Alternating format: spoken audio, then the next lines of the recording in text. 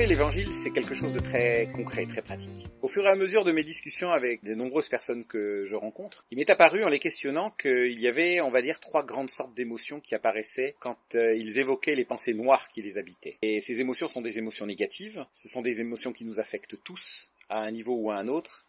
Et donc, je me suis penché sur la question et je me suis rendu compte qu'en fait, comme je vous le disais dès le départ de cette vidéo, l'évangile est quelque chose de très pratique. Et donc, l'évangile, d'abord et avant tout, c'est une bonne nouvelle. Et l'évangile, dans notre tradition chrétienne, eh bien, c'est Jésus.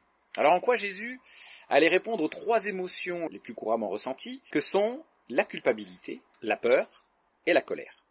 Alors, on va commencer par la culpabilité. J'ai remarqué, en fait, que pratiquement l'ensemble des personnes que j'avais interrogées et que j'avais écoutées jusqu'à présent, y compris moi-même, eh bien, l'émotion la plus couramment ressentie, eh bien, c'est la culpabilité en premier. Et cette culpabilité est quelque chose qui nous affecte tous, qui nous paralyse, qui nous détruit de l'intérieur, qui nous pourrit de l'intérieur, qui pourrit nos relations aussi, qui nous fait nous sentir mal, même quand nous essayons de faire les choses bien. Alors, en quoi l'évangile est-il une bonne nouvelle pour cette culpabilité ? Eh bien, il y a la question du pardon. La question du pardon est centrale dans l'évangile, et ce pardon, il est accordé par Jésus à celui qui croit, à celle qui croit, mais ce pardon, c'est pas seulement j'oublie tes fautes, non. C'est quelque chose de bien plus profond, de bien plus structurel, qui fait que dans le Notre Père, eh bien, c'est un point central dans la prière.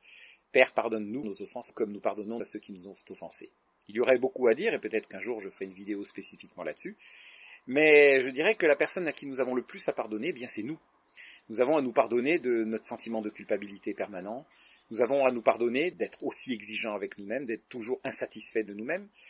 Et en fait, c'est en cela que Dieu, qui est au-dessus de nous, qui est le repère absolu en fait, eh bien nous dit, eh bien je te pardonne. Crois-moi, je te pardonne. Et donc l'apôtre Jacques va dire dans sa lettre, il va dire, si votre cœur vous condamne, Dieu est plus grand que votre cœur. Et c'est sur ça que je veux vous laisser. C'est que Jésus nous donne sa paix parce qu'il nous pardonne et parce qu'il nous dit vous êtes pardonnés. Vous êtes pardonnés. Il vous suffit de croire que vous êtes pardonnés. Mais vous l'êtes déjà. Et il peut ainsi nous dire je vous donne ma paix. Je vous laisse ma paix, je ne vous donne pas comme le monde la donne, mais comme Dieu la donne.